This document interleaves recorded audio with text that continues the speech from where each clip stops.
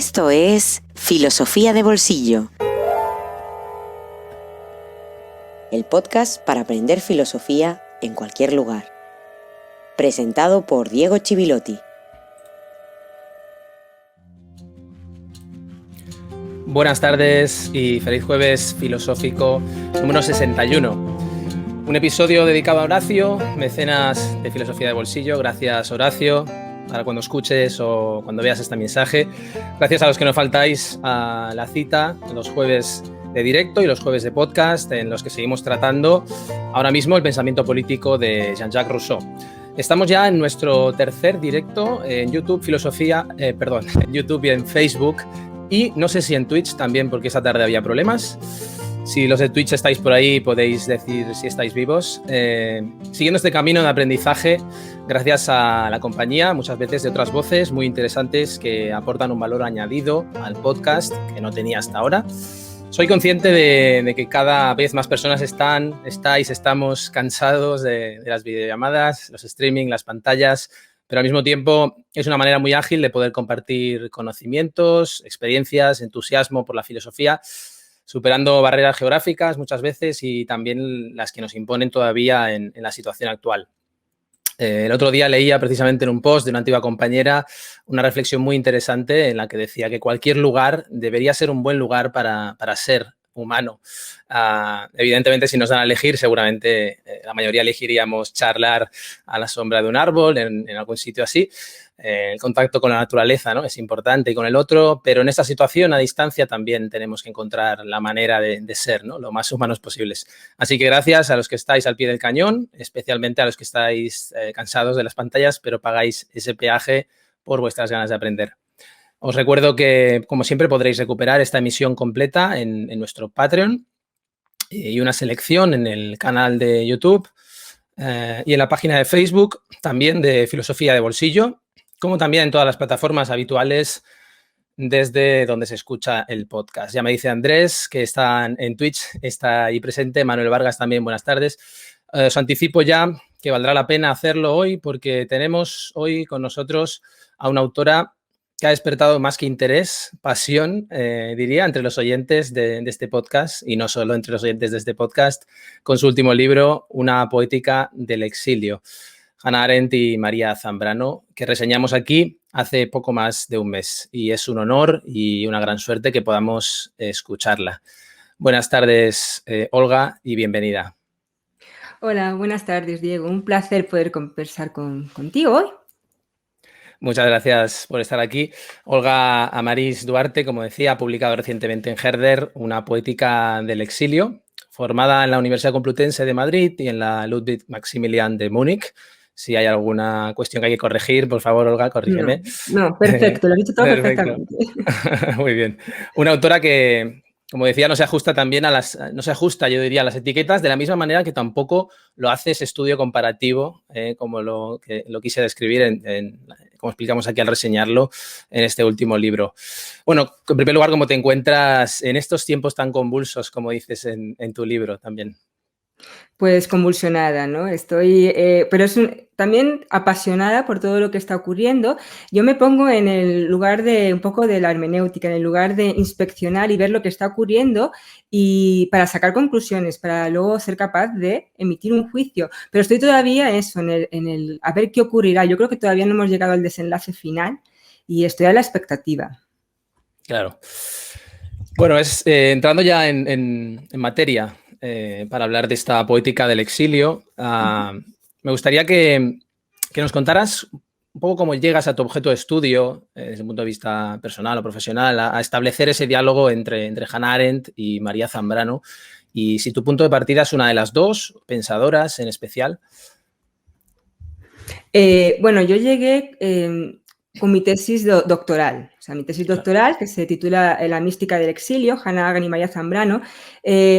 Ahí partí. Empecé con María Zambrano, como es obvio, puesto que la mística está más unida a ese pensamiento, a esa razón poética que lo amalgama todo, y también la mística. Ahí necesitaba una contrapartida. Yo creo que pensé que era una antítesis y me surgió Hannah Arendt. Sin embargo, como ya lo he contado en alguna ocasión, en el acto de ir desgranando la obra de ambas, me di cuenta que mi tesis inicial era fallida y que había muchas concomitancias en el pensamiento de ambas. Y lo que yo pensaba que Hannah Arendt era totalmente la postura antimística, en cierta forma, aunque no en ningún momento, ni en la tesis ni en el libro, intentó tildar ni a María Zambrano ni a Hannah Arendt de místicas, sí que abogan las dos por una forma de pensamiento mucho más dúctil, mucho más oblonga, que amalgama todo y que tiene cabida para todo, y también un poco a ese pensamiento sin barandillas que va más allá, que aspira más de la razón cartesiana. Allí las encontré a las dos y allí propuse ese diálogo, que luego salió pues muy fructífero. Claro, sí. Y son esos pasos, ¿no?, en los caminos de investigación que a veces te van llevando por vericuetos. Tanto en Arendt como en Zambrano, en ambas, describes cómo se engendra un sentimiento de culpa. Me ha parecido muy interesante. Yo como hijo de exiliado, en cierto modo también, de haber abandonado su lugar de origen en una situación límite. Eso es algo que es verdad que yo lo he visto en otros casos, ¿no? Y con una dimensión reflexiva, además, y una acción asociada, ¿no? En el caso de Arendt, en la Teshuvah, creo, si no me equivoco, el regreso hacia uno y hacia Dios. Bueno, más allá de Arendt y Zambrano, y como entiendo que Arendt hace, por ejemplo, en Nosotros los refugiados que ahora citabas, ¿no? ¿Crees que podríamos establecer una asociación necesaria entre esa culpa, ese retorno consciente a uno mismo, y el exilio como fenómeno en sí mismo? Sí, podría ser, claro está. Curioso, porque has mencionado la Teshuvah. Sí. Y me parece, y de hecho en el libro sí que trato varios de estos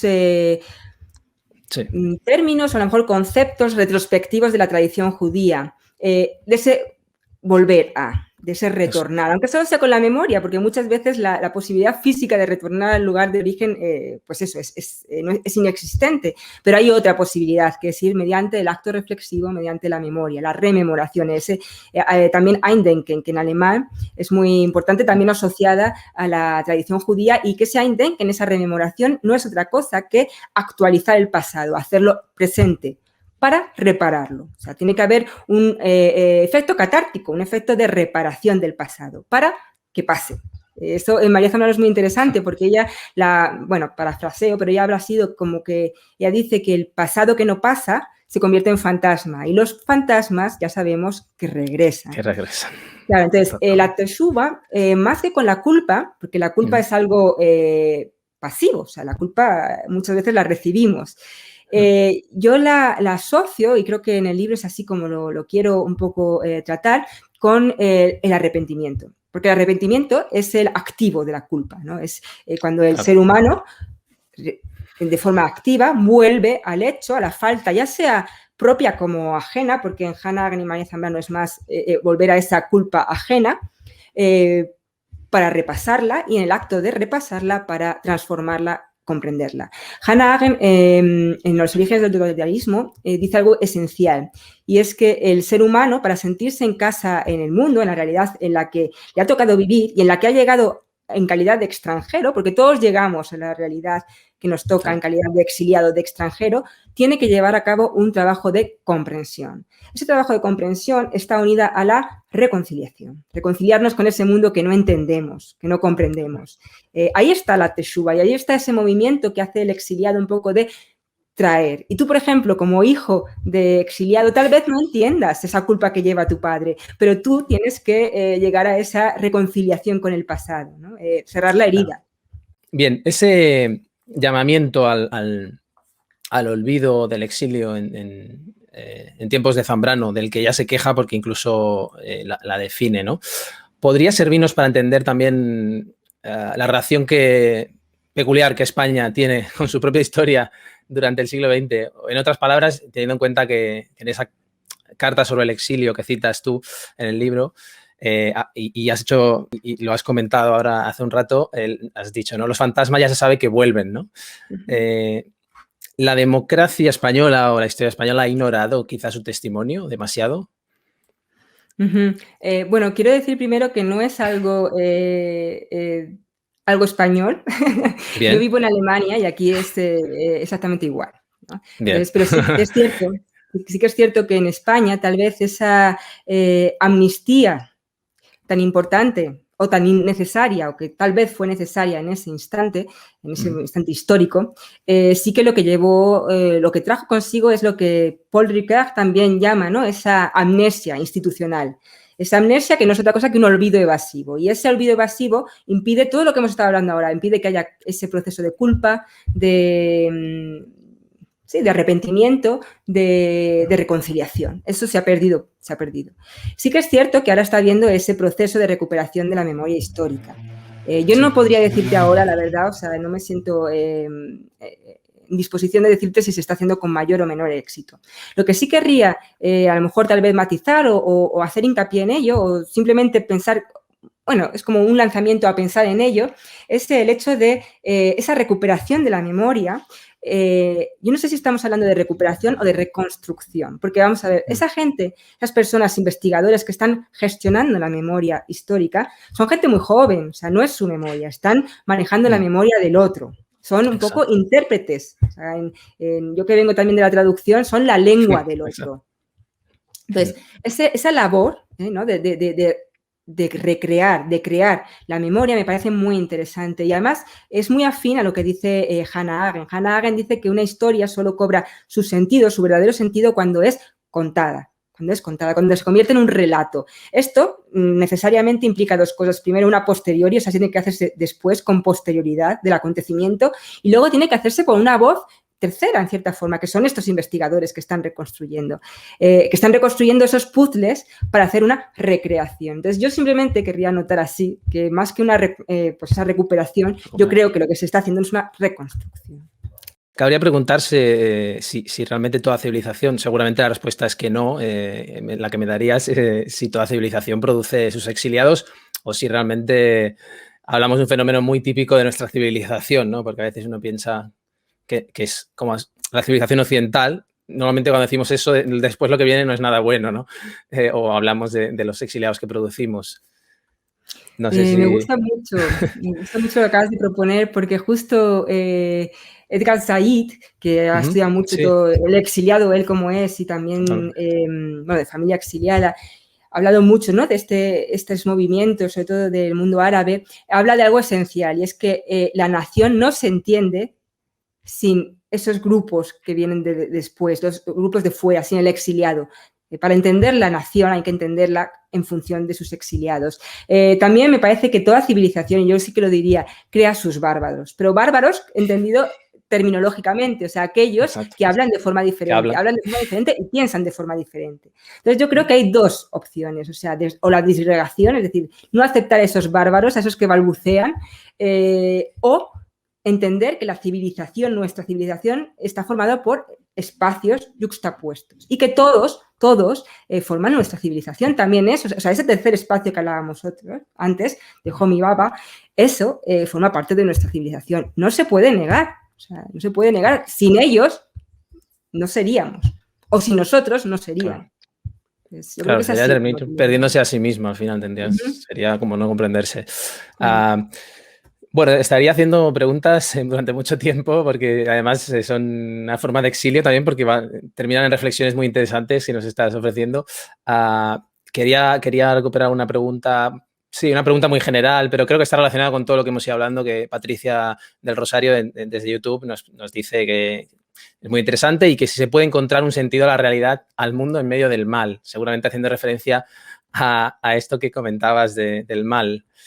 Bueno, no sé si... Sí, o sea, yo volvería a eso, ¿no? O sea, esa necesidad de no hacer un mito del mal, de no hacerlo como una ontología del mal, como el mal en sí. Hablo por ellas, ¿no? De lo que ellas dirían, y sobre todo María Zambrano te diría que la realidad no se entiende sin el mal. O sea, la historia no funciona sin su componente trágico, que es en cierta forma irremediable a la condición del ser humano, ¿no? O sea, claro. El mal es radical, o sea, está radicado en la condición humana. Claro, totalmente. Bueno, por decirte, ir terminando ya, hemos hablado ya de si hemos, bueno, de la situación también. Me gusta mucho, es una de las cosas que más me gusta de tu libro, es que conectas mucho con la reflexión que nos interpela en nuestro presente, ¿no? Y es algo que muchas veces no encuentras, ¿no? Cuando a veces la distancia académica te aleja de esa reflexión que te transforme. Para ir terminando y mirando un poco hacia el futuro también, como nos invitas a hacer, ¿qué es lo que más te ocupa en el presente? Porque normalmente cuando uno lee un libro que le gusta, de una autora que le gusta, normalmente quiere saber si después va a publicar algo. No sé si Se me ha parece que ido la vamos. imagen. Yo no sé ¿Sí? si me Ah, vale, pero oyes. estás ahí, ¿no? Estoy aquí, pero se ha ido Sí, la perfecto. cámara, Bueno, ya no funciona. Creo que me he quedado sin batería. ah, bueno, no sé, estás exiliado ahora mismo en Estoy cuanto a exiliada imagen, pero en visualmente. cuanto a sonido sigues en casa. Sí, si tienes algún proyecto en cuanto a publicación o supongo que también proyectos, claro, en cuanto a académicos, más académicos. Bueno, tengo millones de proyectos, sobre Millones. todo gestándose Ah, mira, ya ha vuelto, ¿no? Ah, perfecto. Muchas gracias. Hemos tenido asistente. Asistente Muy bien. técnico, todo Asistente un técnico. lujo. Muchísimas gracias. Bueno, sí, o sea, tengo proyectos, Sí, muchos en la mente, difíciles de compaginar con la vida, sobre todo con la vida familiar, pero hay claro. uno que me interesa mucho y que realmente lo llevo muy en mi corazón ahora, que es ese Ujú. diálogo ficticio que aparece al final de Total. la obra. Sí, Del libro, pues ese diálogo quiero extenderlo un poquito más, ¿no? O sea, bien. quiero ver que me cuenten más cosas y indagar más en ellas. Me he quedado en ese diálogo, Quizá entonces estoy obra de ahí gestando. ficción que Más ficción, ese, sí, más ficción. una obra de ficción que, claro, que tenga esa raíz, bueno, para los que no hayan leído, al final del libro encontramos un diálogo, si no me equivoco, es en la estación de Portbou, puede ser, o Sí, sí, sí, sí. entre Hannah Arendt y María Zambrano, además en un lugar Ujú. muy emblemático. Entonces, quizá iría por ahí ¿no? Iría por El ahí, va por futuro. ahí, de hecho, va por Va ahí, o por sea, ahí, me ya va por vuelvo. ahí. Sí, ya está medio gestado. Muy bien, muy bien. Mm. Fantástico. Pues bueno, ya hemos robado mucho tiempo a Olga. Te agradezco Ha sido un mucho. placer, yo seguiría más. Sí, yo también, pero no quiero abusar de tu No, generosidad. no. Te agradezco mucho no solo haber aceptado la invitación, sino también habernos aportado tantas ideas y reflexiones interesantes, como también lo hace Una poética del exilio, tremendamente sugestivo, que no solo recomiendo yo, sino los oyentes de este podcast que lo han leído y me han agradecido la recomendación.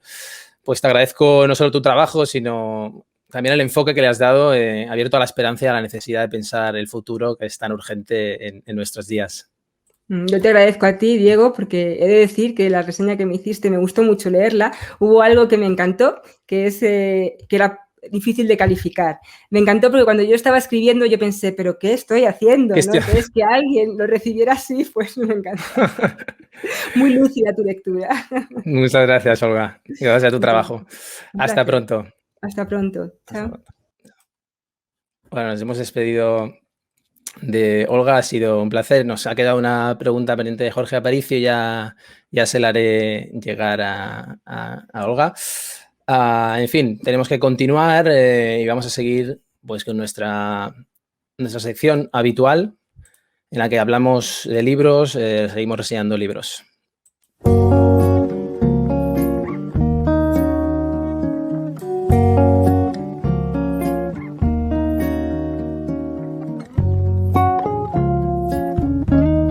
Un libro en el bolsillo.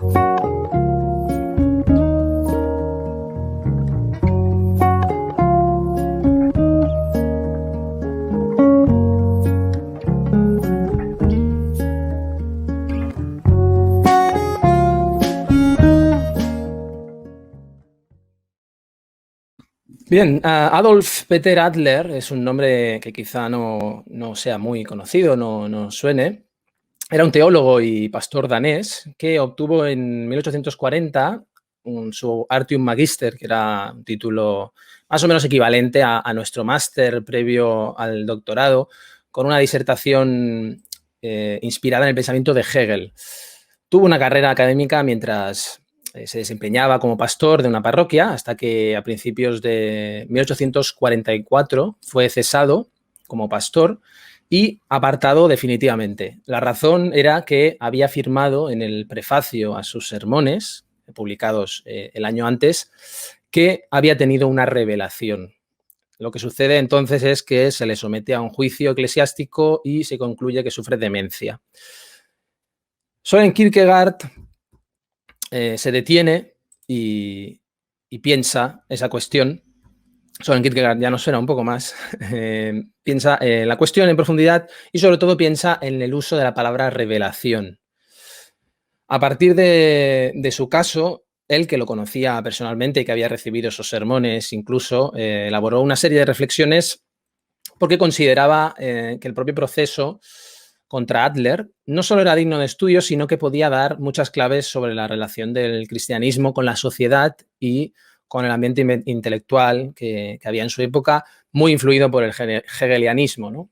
El hegelianismo es uno de los grandes enemigos filosóficos de Kierkegaard.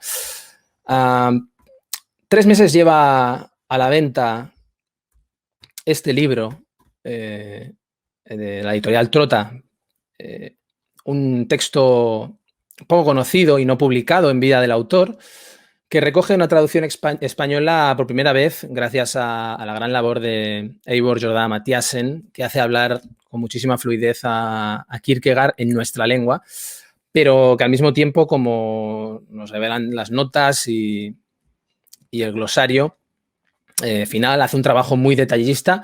Lo hace sobre la edición de 2012, edición reciente del Centro de Estudios Søren Kierkegaard en la Facultad de Teología de la Universidad de Copenhague. Puede que me equivoque y no se lo he preguntado a la editorial, pero tengo la sensación de que está teniendo quizá menos resonancia de la que debería tener, porque es una obra que nos revela muchísimo de la última forma que tiene el corazón del pensamiento de Kierkegaard, ¿no? Lo que se propone Kierkegaard en este libro es una tarea siempre muy difícil, que es entonces y ahora también, que es comprender la época, ¿no? Comprender nuestra época. No podemos ahora explicar Kierkegaard, pero me gustaría detenerme un poco en él, que no hemos tratado además en el podcast. Él parte de una mirada crítica, como decía, hacia la filosofía de Hegel y de una serie de preguntas sobre la relación con uno mismo, sobre qué es el individuo y sobre todo cómo se llega a ser un individuo. Y en términos de cristianismo, entendido como cuestión personal, ¿no? ¿Cómo se llega a ser cristiano? La respuesta está en una serie de estadios del camino de la vida a través de los cuales se va realizando el individuo, ¿no? El último de los cuales es el estadio religioso, la religiosidad, que es estar ante Dios y que aparece constantemente, además, en este libro, y que tiene 2 formas. La religiosidad dialéctica, que está en relación con un Dios que está en todas partes, como un fondo de la existencia, o el misterio de un Dios que aparece en el tiempo bajo la figura de un hombre, ¿no? La figura histórica de un hombre. Esta segunda forma de religiosidad, que implica un salto cualitativo, ¿no? Que coincide con la fe cristiana, desborda la razón. Podríamos decir que es un escándalo para la razón, ¿no?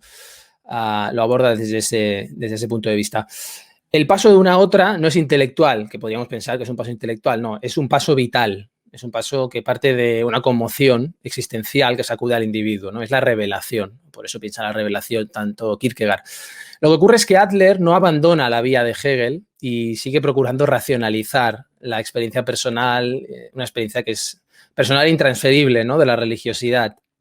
Adler lo que encarna es la época que dibuja Kierkegaard como hipócrita, superficial, que ama los fuegos de artificio.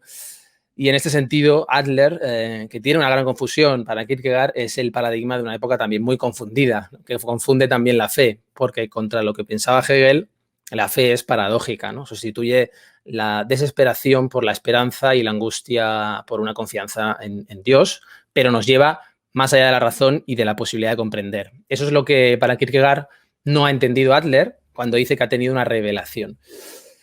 Bueno, son muchísimos los pasajes interesantes en este libro, que además lo tenemos aquí, y que podríamos destacar, ¿no? Y al leer la introducción, uno se da cuenta hasta qué punto, por ejemplo, Sartre, que lo llegó a definir como un antifilósofo, se inspiró o casi transcribió a Kierkegaard en muchos pasajes del ser y la nada, ¿no? De Sartre. Es una introducción, ¿no? En la que Kierkegaard distingue entre escritores de premisas y escritores genuinos. Y a los primeros los equipara a los sofistas, ¿no? Que serían los falsos escritores que se hacen pasar por escritores, aquellos que escriben para satisfacer a su época y para hacer dinero, ¿no? Se promociona a las cabezas más insignificantes, dice Kierkegaard, ¿no? Y como consecuencia, pues aparecen escritores debajo de las piedras, pero no tienen nada que comunicar, ¿no? Y los segundos son aquellos que tienen una concepción o visión de la vida, que podría ser una traducción quizá más correcta, y se mantienen fieles a ella. En mi opinión, y echando mano de un anacronismo, por supuesto, serían los que asumen la postura que describe Proust. Por ejemplo, quien haya leído Marcel Proust, En el tiempo recobrado, la última parte de Busca del tiempo perdido. Sin embargo, Kierkegaard no habla solo de escritores de ficción, que es lo primero que se nos viene a la mente cuando pensamos en escritores, sino que él prepara la teoría para hablar del profesor Adler, que ha manifestado, como decía al principio, tener una revelación y lo ha puesto por escrito. Y esa revelación, que es algo que escapa a la razón, le empuja a poner en cuestión el statu quo, que en este caso es el de la Iglesia, que representa una racionalidad. La Iglesia, muy teniendo en cuenta la Iglesia de ese contexto de la Dinamarca de la época, y que no tiene nada que ver con la fe para Kierkegaard. Tampoco tiene que ver para él con la espiritualidad, que para él hay que buscar dentro, en el sí mismo y no fuera, ¿no? Por eso encontramos pasajes donde lo explica de una manera, lo hace explícito esto, y dice, por ejemplo, habla de que creía que era cristiano, ¿no? Se ordenó pastor cristiano y entra en contacto con una misión que es convertirse en cristiano, ¿no? Sin serlo. Muchas veces se elogian libros del pasado diciendo que su contenido es muy actual, y en este caso es que la sociedad de su época se parece mucho a la nuestra, ¿no? En una sociedad llena de ruido y donde él habla de la prensa, nosotros podríamos hablar de las redes sociales. El contexto es el mundo mezquino, corrupto de la Restauración después del Congreso de Viena, a principios del siglo XIX, donde pues, estaba lleno de luchas de poder por encima de los ideales y los sueños de cambio que se habían tenido y que va a estallar después en las revoluciones de 1848, ¿no? Famosas revoluciones donde además del liberalismo pues se añaden los nacionalismos, se añade el movimiento obrero, ¿no? Lo que Kierkegaard llama en este texto, para los que os atreváis y os invito a hacerlo, a leerlo, llama nuestra época de los movimientos, ¿no? Y esto también es importante. Hay fragmentos más farragosos, por supuesto, con los detalles sobre el proceso contra Adler, pero a partir de ahí aparecen momentos de gran brillantez filosófica, por eso lo traigo aquí también, sobre la relación entre razón y fe, entre ética y estética, ¿no? Acerca de la noción de genio, la tensión entre individuo y sociedad, ¿no? Cuestiones de largo recorrido. Y yo diría que además en estos ensayos lo que leemos es el Kierkegaard más irónico, más impertinente incluso, ¿no? Como lo definía Carlos Goñi en un libro editado también en Trota en el 2013, El filósofo impertinente, ¿no? Kierkegaard, algo así como Kierkegaard contra el orden o contra el orden establecido. En fin, vamos a hacer una pequeña cata, muy pequeña porque se nos va echando el tiempo encima.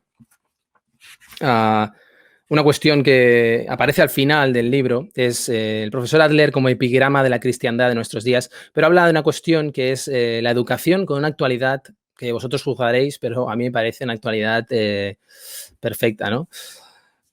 Dice, por lo visto es algo característico de nuestra época que el concepto de educación, al menos en el sentido clásico, vaya desapareciendo del discurso y de la vida de las personas. El mundo clásico colocó el sentido de la educación en un listón muy alto, entendiéndola como un desarrollo armónico de aquello que debe albergar los distintos dones, talentos y facultades, la ética personal en la formación del carácter.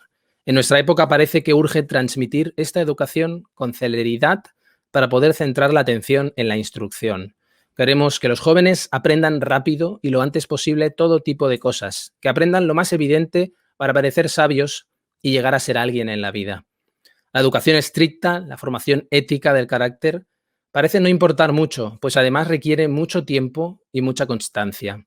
En nuestra época se tiende a pensar que una vez nos aseguramos de que el niño ha aprendido algo de idiomas, matemáticas, religión, ya puede prácticamente educarse a sí mismo. Esto es un error para cualquier época y para cualquier país. En fin, y sigue comparando esto con la cuestión de ser cristiano en relación a Adler. En fin, son las 8:10. Tenemos que dejar este directo aquí dedicado a Horacio, como mencionaba al principio, que está apoyando este podcast desde Patreon. Va por ti, Horacio, este episodio.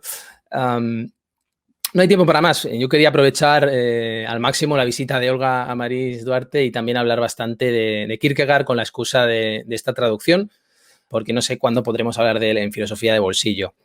Habrá quien piense que soy un embustero porque me estoy saltando otra vez tratar las dudas. Espero, por cierto, recibir más, porque no he recibido menos de las que pensaba. Eso tiene una explicación. Además de la vejiga de mi perro, que tengo que sacar a pasear ya y que me está mirando, la próxima semana vamos a tener directo otra vez. Es decir, vamos a repetir, ya lo anunciaré por todas partes y varias veces porque estaré quebrando la rutina, porque nuestro próximo invitado solo podía ese día. Lo que haré la próxima semana, el próximo jueves, es reservar tiempo exclusivamente para tratar a fondo alguna de las dudas. Por ejemplo, para que podamos tener Perdón. Para que podamos tener... un pequeño ejemplo es esta duda de Patricia. ¿Qué pasa si la voluntad general es errónea o claramente injusta, pero permite la cohesión del grupo? Esto Patricia lo preguntaba en relación a Rousseau. Bueno, una cuestión que requiere mucha tranquilidad y tiempo para responder. Lo trataré a fondo el próximo jueves. Esto seguro que pasa así y lo voy a poder hacer porque no va a haber reseña del libro. Vamos a hablar del libro con su autor. Así que la entrevista ya nos va a servir para presentar un libro muy, muy interesante, ya lo veréis. Nada más, muchísimas gracias a todos los que habéis seguido el directo. Gracias a Jorge, ha entrado ese comentario al final, esa pregunta. Jacinto, muchas gracias por seguirlo, nos dice gracias por estos momentos de reflexión. Marcos, saludos a Costa Rica. En fin, muchas gracias Esteban también, se me ha pasado. Gracias a los que sois fieles a los Jueves Filosóficos, los que vais a recuperar también el podcast o el vídeo, y gracias especialmente a los que hacéis posible este proyecto con vuestro esfuerzo y con vuestra generosidad, que ya sabemos que no es fácil en estos tiempos tan difíciles. Como digo siempre y vuelvo a decir, que todo nos sirva para pensar, también estos tiempos, y nada nos exima de hacerlo. Nos vemos y nos escuchamos el próximo jueves aquí en Filosofía de Bolsillo. Hasta muy pronto.